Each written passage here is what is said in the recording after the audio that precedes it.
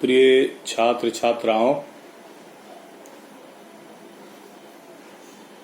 एक बार फिर से आप सबका आज के इस वीडियो क्लास में स्वागत है। जैसा कि हमने बताया था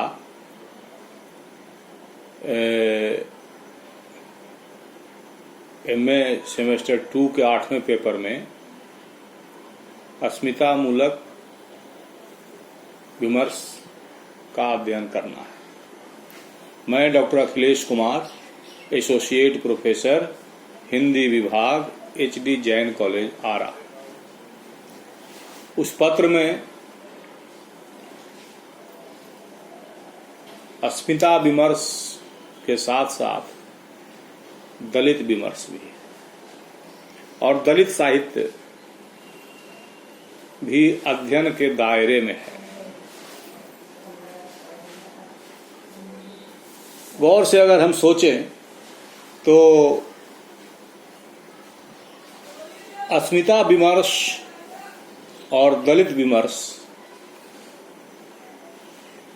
एक दूसरे से जुड़े हुए विषय हैं।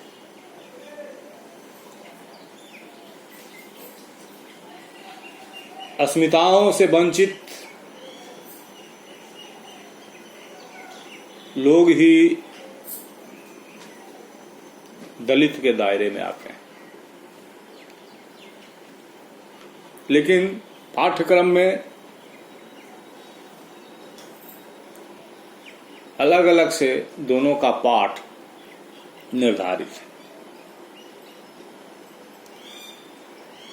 तो आज हम एमए सेमेस्टर 2 के 8वें पत्र के अंतर्गत ही दलित की अवधारणा पर चर्चा करेंगे।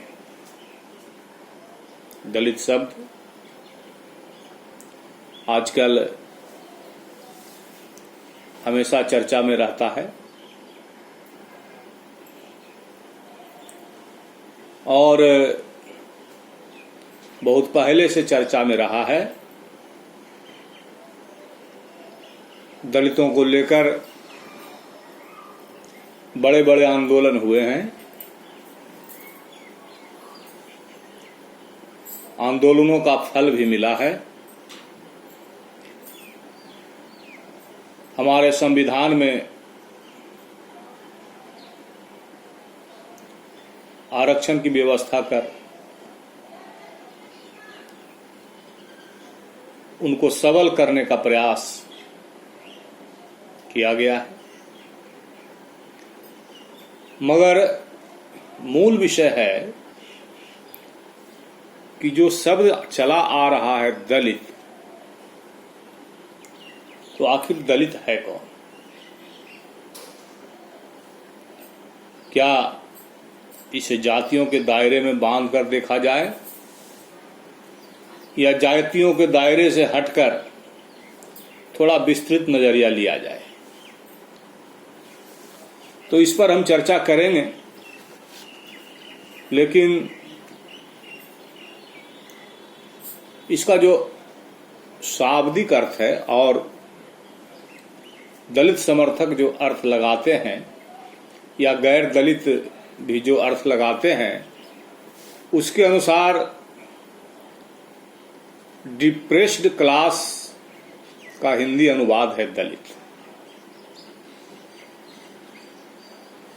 जिसको अनटचेबल भी कहते हैं, अस्पृश्य।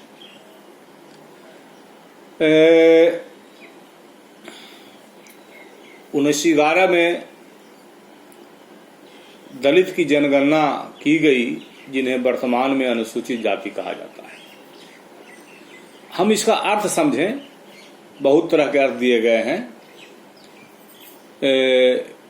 पीड़ित, शोषित, दबाया हुआ,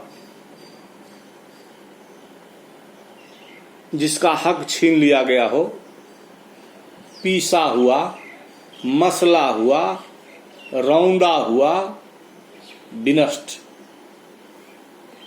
कहने का मतलब ऐसा प्राणी जिसको समाज व्यवस्था ने अधिकार से वंचित कर दिया हो, कोई सुख न दिया हो, यहां तक कि उसे अस्पृश्य बना दिया गया।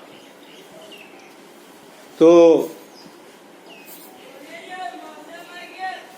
दलित शब्द जो है, इसके अंतर्गत बड़ी संख्या में सजीव श्रमरत मानव समूह है, जो सिर्फ श्रम करता है, उसके कार्य निर्धारित रहे।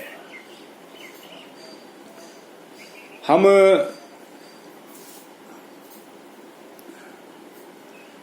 यह भी मान सकते हैं कि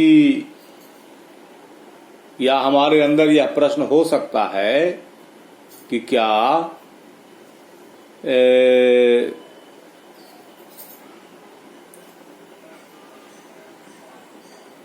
सभी निम्न जातियां जो हैं वो दलित हैं, या आर्थिक, सांस्कृतिक, शैक्षणिक रूप से पिछड़े अन्य समूह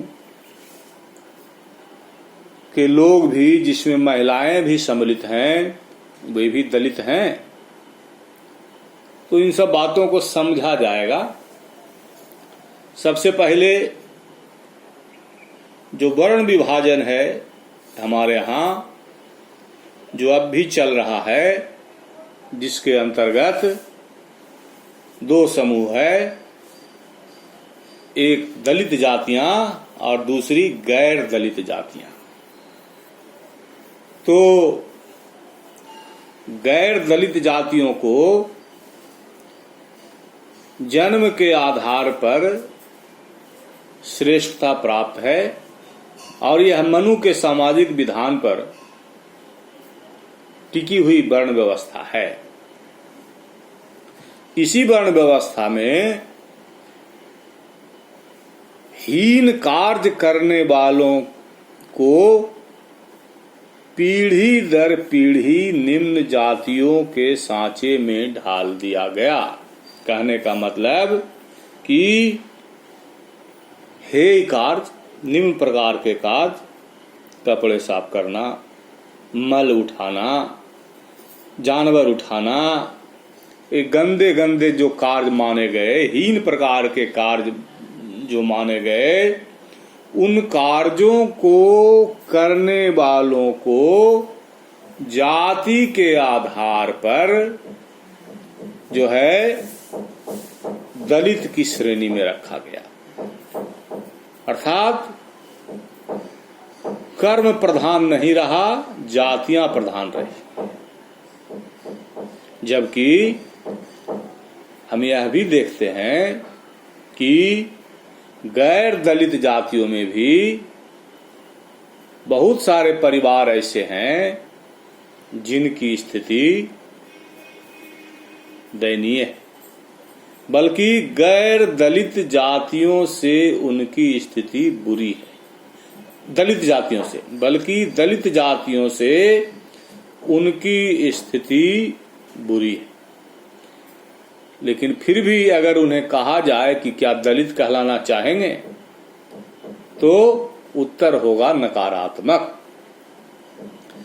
तो इस तरह से हमारे यहाँ जाति व्यवस्था के तहत कुछ जातियों को जो परंपरागत रूप से हीन कार्य करते रहे हैं समाज व्यवस्था के तहत, मनुवादी व्यवस्था के तहत, उनको दलित कहा गया। आरंभ में यही हुआ।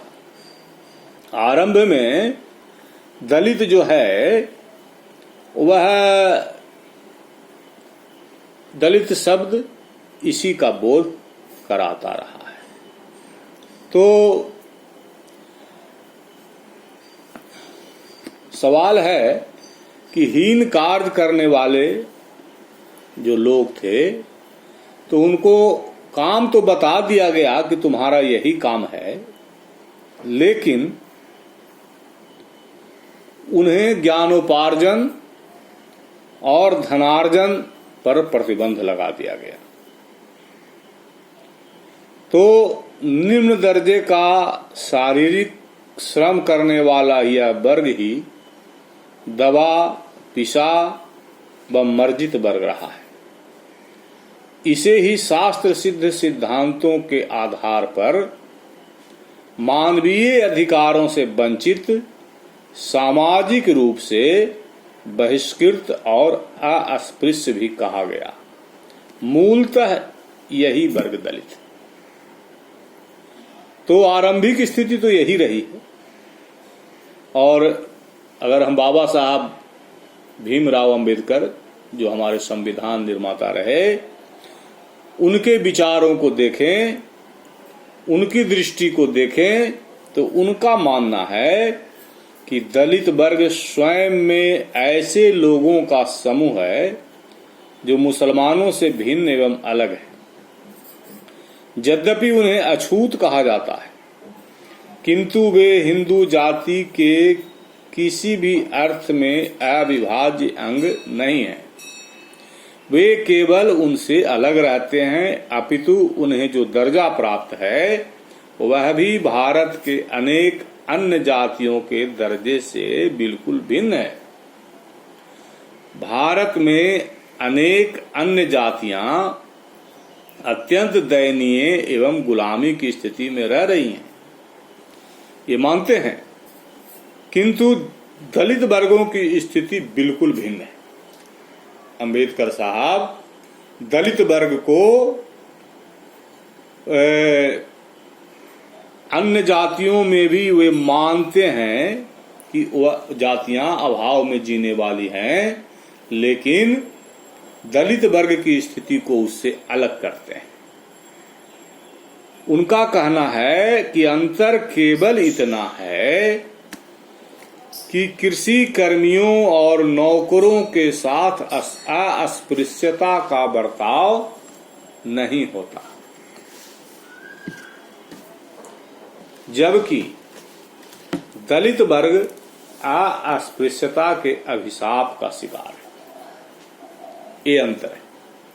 अनटचेबिलिटी, छूना मना है, सटना मना है।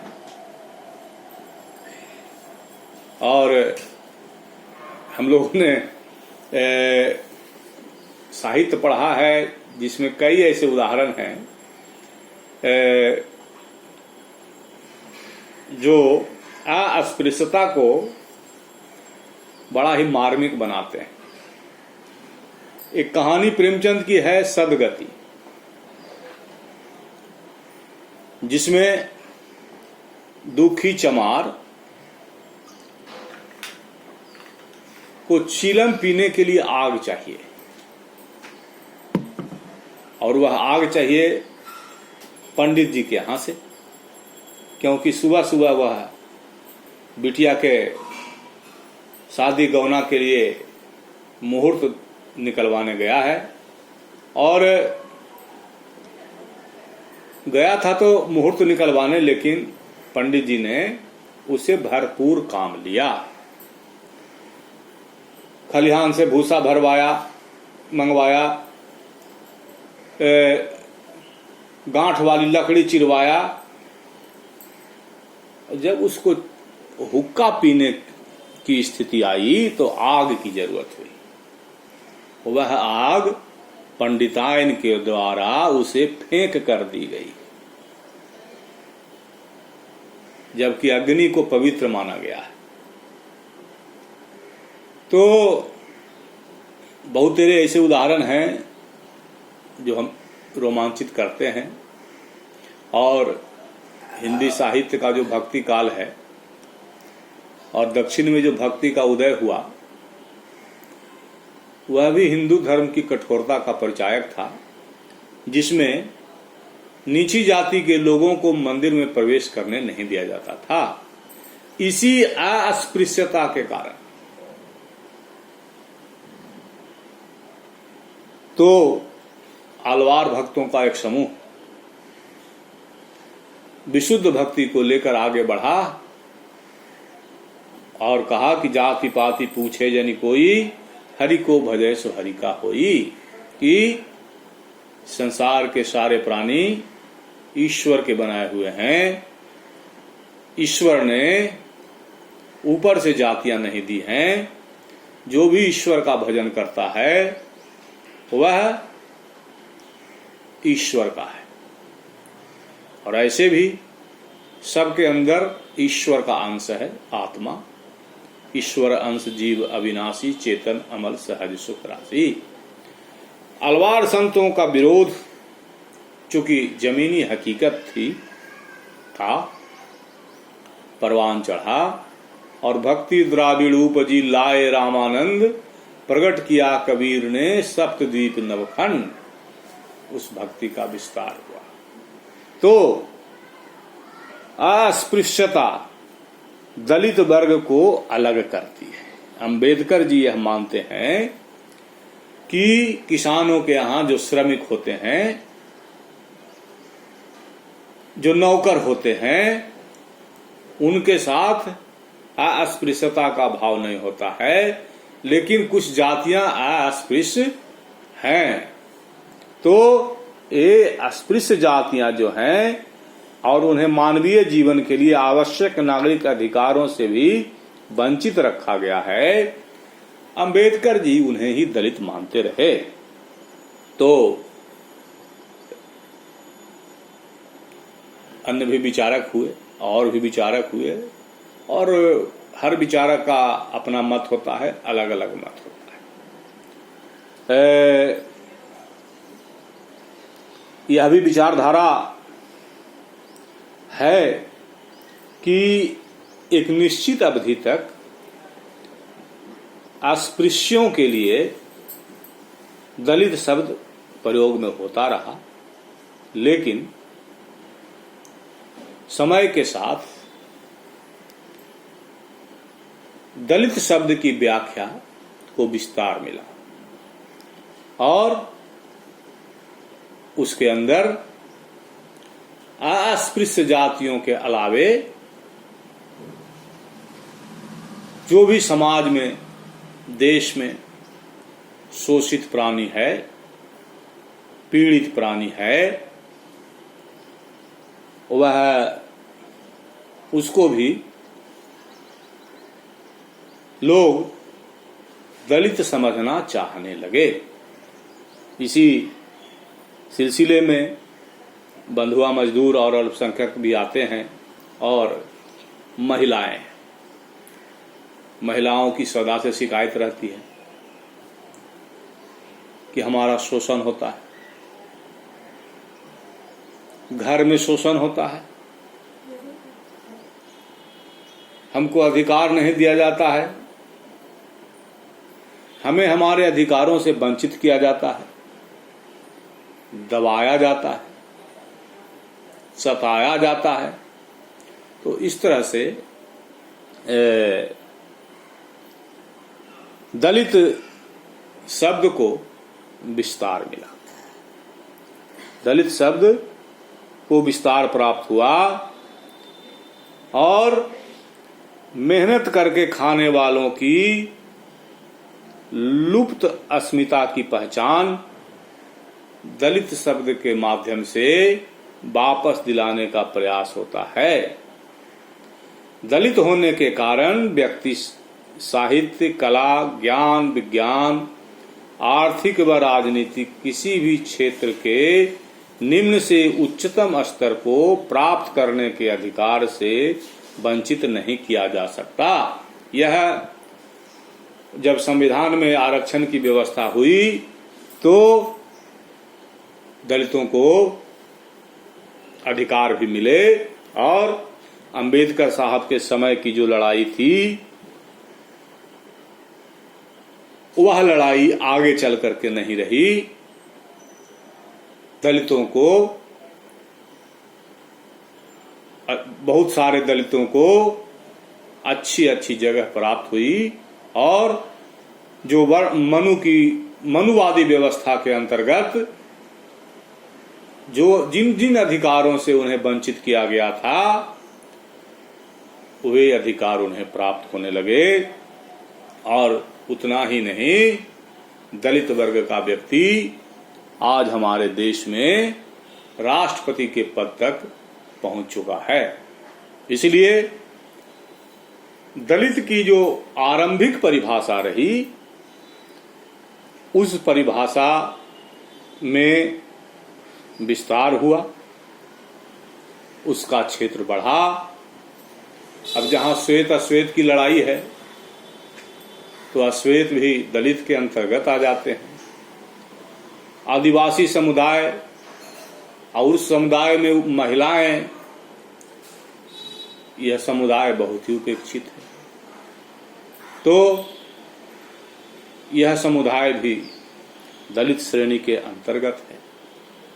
बंधुआ मजदूर, जिसको निर्धारित है कि तुमको साल में इतना मिलेगा, तुम्हारा काम चले या न चले, तो ये सब दलित की परिभाषा को इस तरह से विस्तार प्राप्त हुआ। और आज के दौर में दलित शब्द जो है वह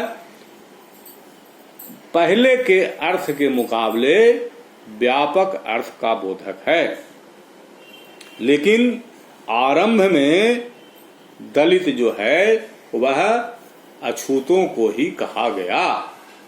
और हम कई जगह गांधी जी का लिखा हुआ हम लोगों ने देखा है कि अस्पृश्यता मनुष्य और मानवता के लिए अपराध है।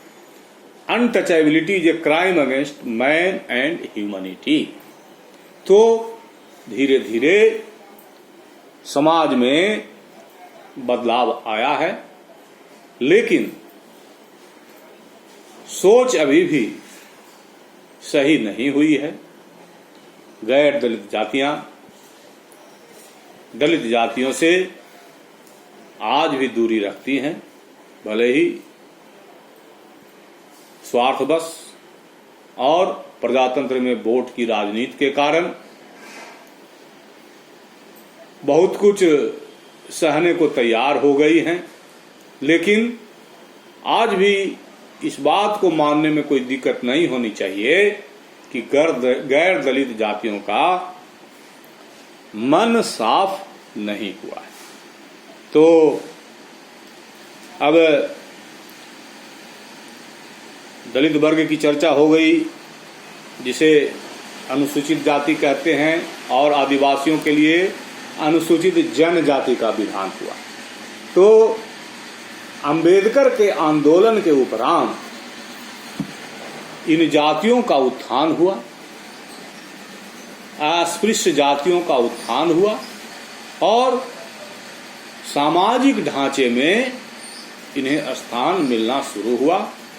यह ठीक है कि यथोचित स्थान प्राप्त नहीं हो सका है, लेकिन धीरे धीरे यह क्रम जो है वह जारी है। हमें देखना यह होगा कि वामपंथी जो हैं वे भी आर्थिक रूप से जो कमजोर है, दरिद्र है, उसको दलित के अंतर्गत मानते हैं।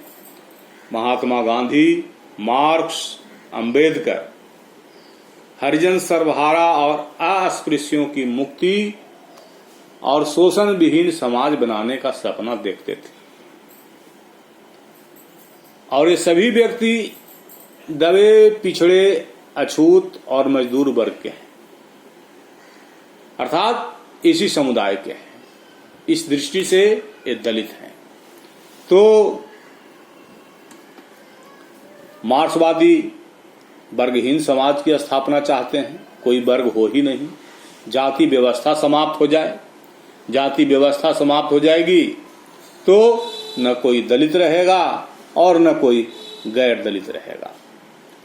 अंबेडकर साहब का मानना था कि दलितों की प्रथम लड़ाई वर्ण और जाति भेद के मूल को ही समाप्त करना है। वही बात कि वर्ण और जाति का भेद ही अगर हमारे समाज में नहीं होगा तो ये अस्पृश्य जातियां जो है वह अस्पृश्यता की पीड़ा से मुक्त होंगी और समाज की मुख्य धारा में जुड़ करके इनका विकास होगा।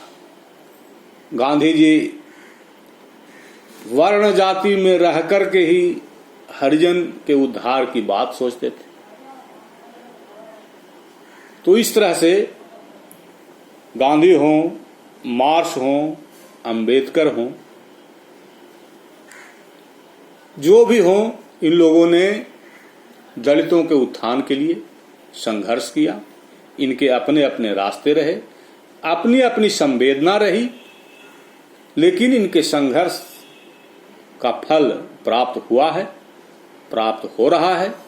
और फल यह प्राप्त हो रहा है कि दलित शब्द पहले जिस अस्पृश्य जाति के संदर्भ में ही प्रयुक्त होता था, आज उस दायरे में मानवाधिकार से वंचित रखे गए लोग भी सम्मिलित हैं, चाहे वह महिलाएं हों,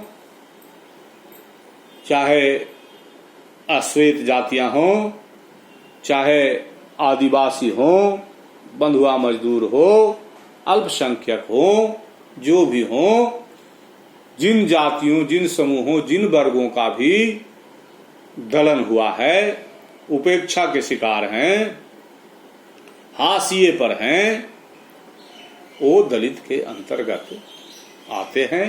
तो आज दलित शब्द जो है उसको विस्तार मिल चुका है। भले ही उन जातियों को इससे पीड़ा होती होगी जो पूर्व में अछूत कही जाती रही हैं, क्योंकि आरक्षण के माध्यम से उनके हिस्सेदार बढ़े हैं। फिर भी समाज में समानता के लिए यह आवश्यक है कि कोई बहुत अधिक अमीर न हो, कोई बहुत अधिक गरीब न हो, कोई भी वर्ग, चाहे शिकायत महिलाओं की रहती है, लेकिन समाज व्यवस्था को यह भी मालूम होगा कि बहुत सारे पुरुष भी स्त्रियों से पीड़ित रहा करते हैं। तो आज हमारी चर्चा इसी दलित शब्द को लेकर रही और हमने यह बतलाने का प्रयास किया कि डिप्रेस्ड, अनटचेबल शब्द जो है, जिसका मतलब अस्पृश्यता है, अछूत है, तो अछूत जातियां ही आरंभ में दलित की श्रेणी में आती रही हैं, जिन्हें सिर्फ उनका काम बताया गया था, उन्हें शिक्षा ग्रहण करने, धन अर्जित करने के अधिकार से वंचित रखा गया था। और इसी कारण वह समाज के निचले पायदान पर तब भी थे और आगे भी रहे। लेकिन समाज सुधारकों, गांधी, मार्क्स, अंबेडकर आदि, फूले जैसे समाज सुधारकों के आगमन से समाज की ये दलित जातियां, सताई हुई जातियां, सताया हुआ वर्ग समूह आरक्षण व्यवस्था के माध्यम से समाज में अपना स्थान क्रमशः ऊंचा कर रहा है। और जैसा कि हमने कहा कि आज वह स्थिति नहीं है। आज जिन्हें हम हरिजन कहते हैं, उनका स्थान राष्ट्रपति भवन तक प्राप्त है। तो हमारा देश, हमारा समाज या विश्व, हमें लगता है कि इस दायरे से धीरे धीरे निकल रहा है। लेकिन मन से जब तक नहीं निकलेगा, हमारी मानसिकता से जब तक यह बाहर नहीं होगा, तब तक धन संपदा अर्जित होने के बाद भी, या कोई धनी हरिजन या दलित भी निर्धन गैर दलित जातियों के सम्मुख आंतरिक पीड़ा से ग्रस्त होता है, और गैर दलित जाति निर्धन होते हुए भी इस बात से गर्व महसूस करता है कि उससे हम श्रेष्ठ हैं। तो इस भावना का मिटना बहुत ही जरूरी है। अब यह इतना आसान नहीं है, हालांकि प्रजातांत्रिक व्यवस्था है, लेकिन यह इतना आसान नहीं है। जाति व्यवस्था, धर्म व्यवस्था, संप्रदाय व्यवस्था आज भी जो है राजनीति को प्रभावित करती है। इसलिए यह एक ऐसी समस्या है जिसको ठोकर तो मारते रहना होगा, लेकिन इस व्यवस्था के मिटने में लंबा समय लगेगा, इसमें संदेह नहीं है। तो अस्मिता मूलक विमर्श में भी हमने देखा था कि अस्मिताएं जो है दबाई जाती हैं और किस प्रकार से अस्मिताएं दबाई जाती हैं और